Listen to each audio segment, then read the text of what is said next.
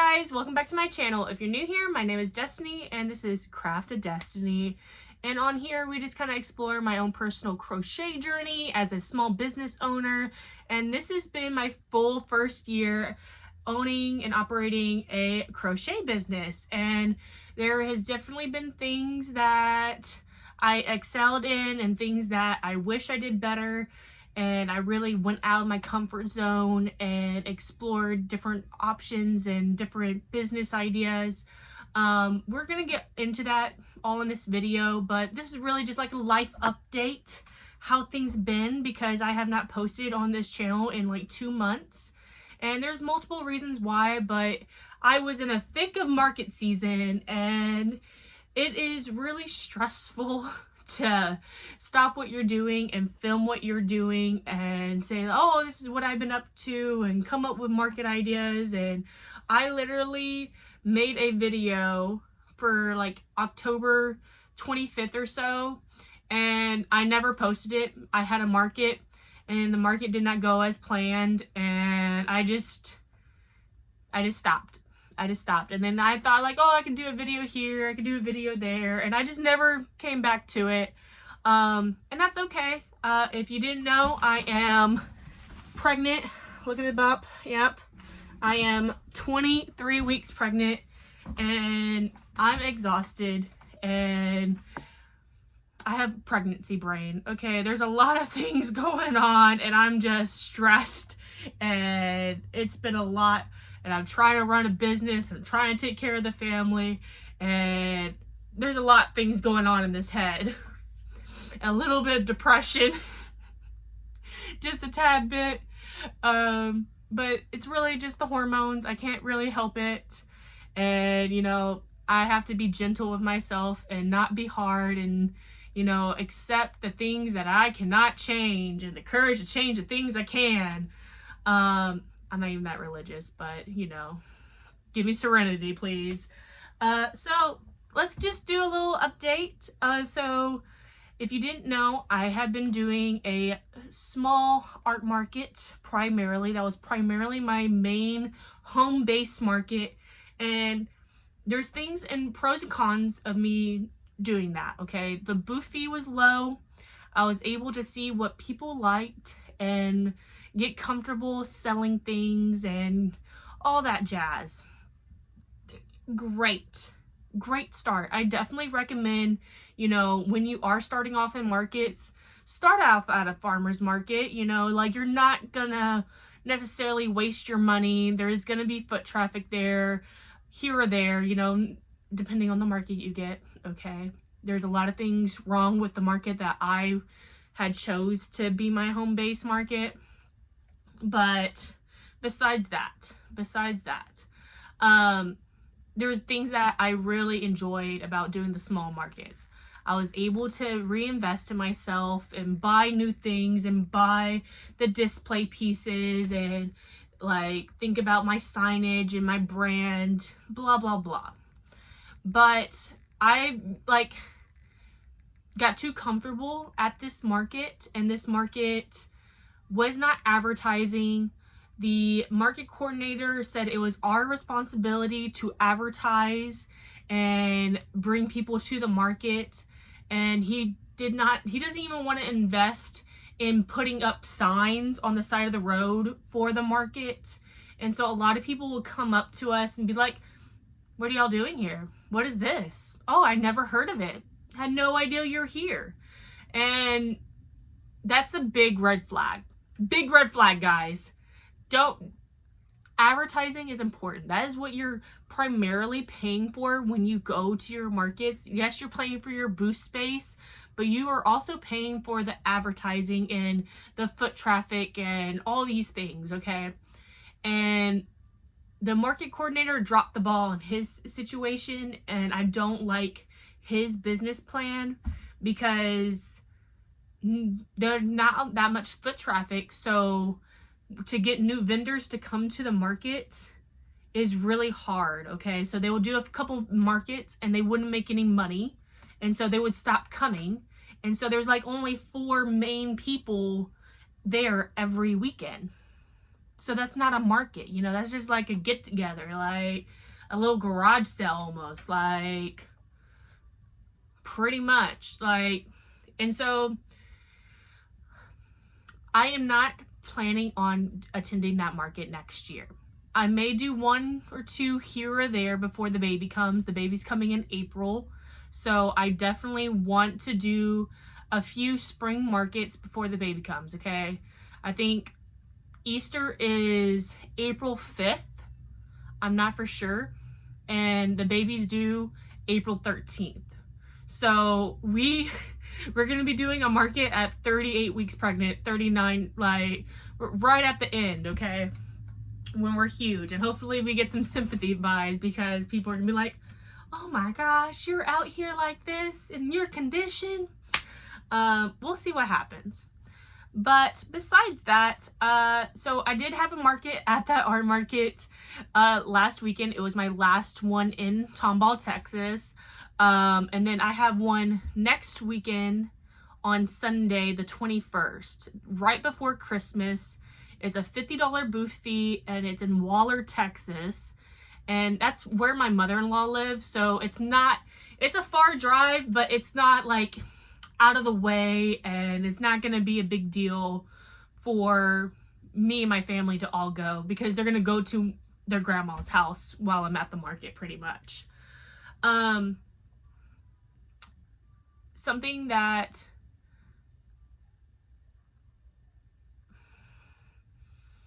so I'm really looking forward to this market, but I'm not trying to over prep for it, because we're not doing any markets until probably February, maybe. Like, I'm probably going to be taking a whole month off, to be realistic.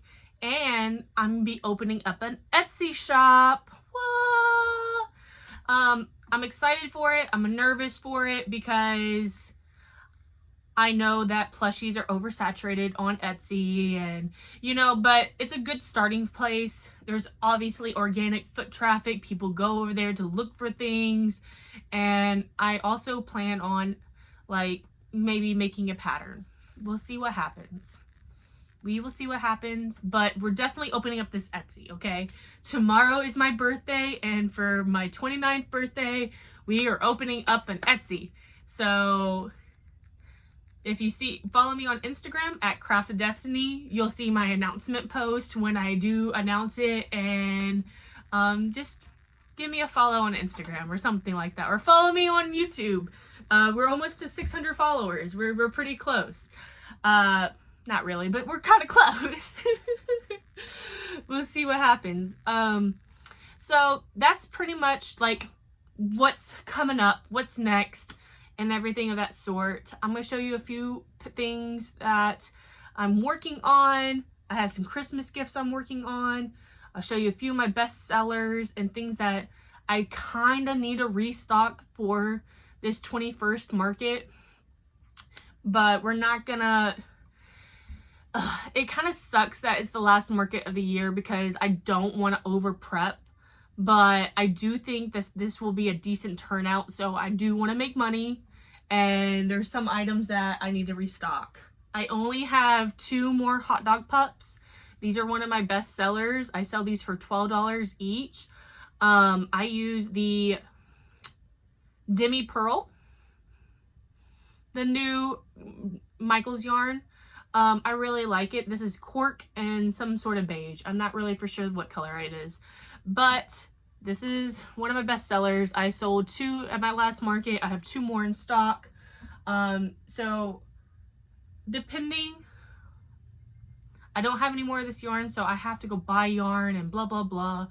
But I would like to at least make 2 more of these. If not, it's not the end of the world. I would just like my table to look a little full. Another thing that I need to restock are possums. At my last market, a woman came by and she bought 3 possums for her granddaughters. They each got one in different colors and everything. And then they went around the town, and a lady came back. She was like, oh my gosh, I saw the girls with the possums. Do you have any more? And I only had a blue possum left. So I only have 2 possum bodies ready to be made.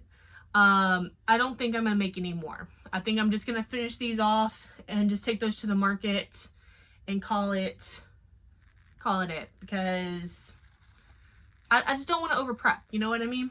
So a new item that I brought to my market last week but didn't sell any were the new Baby Fables modification for Brie the Mouse. I've never made Brie the Mouse like the regular size, but I really wanted to try the Baby Fables because I just thought they were super cute and that they would be a smaller ticket item. I'm selling these for $20 each. They do take me quite a bit of time. I embroider the eyes, I sew on the ears, I modify it so then I can crochet the arms in, and then I did the little accessories, you know what I mean? So super cute, but it is a lot of work. I actually made 9 mice last week, and I gave 5 of them away to my daughter's kindergartner teachers, and I did 3 give a mouse a cookie, and then I did 2 Angelina ballerinas. And I think it's like a really cute gift for like a kindergartner teacher because it's like a book buddy. They could literally be like, oh, give a mouse a cookie, blah blah blah. Last year I did little keychains of the Hungry Caterpillar, and so maybe at the end of the year I'll probably do that for Teacher Appreciation Week. The only thing is that my daughter's speech therapist, she already has one, so I have to come up with something different to give her, and yeah, a little frustrating for that. So I have the mice, and I'm working on doing like the little ducks and chickens. So I have 4 of these, and so in total I have 8 in stocks of the Baby Fables. I do think I'm gonna charge a little cheaper for these. I think I'm gonna do 18. There's still a lot of work. I'm gonna have to add the beak and add a tail to the end.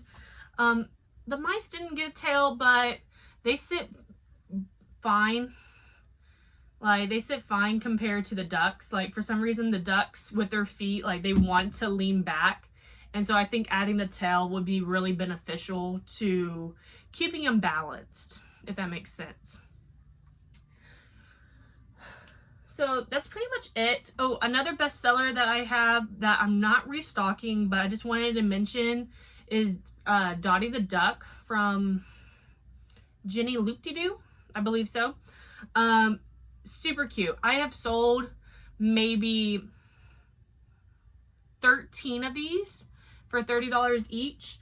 And the possums, I have sold probably almost 20 possums at $30 each. I used to have them at $25, but I was literally like having to restock them all the time, and they sell just as well for me at $30.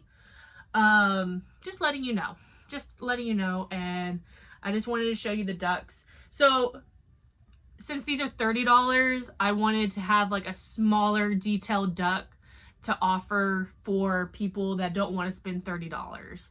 But I'm a big person about like size and price like matters, and they're just small, and I'm a cheap person, okay? And I would be like $20, but they are a lot of work, and I understand that. Well, that's why I said 18, but still a lot of work. But anyways, so that's that. On my table, I still have my hexagon cardigan, nowhere near made. All the squares are made. Maybe for the new year I will finish that after Christmas when I take a break. I'm working on a weighted chicken.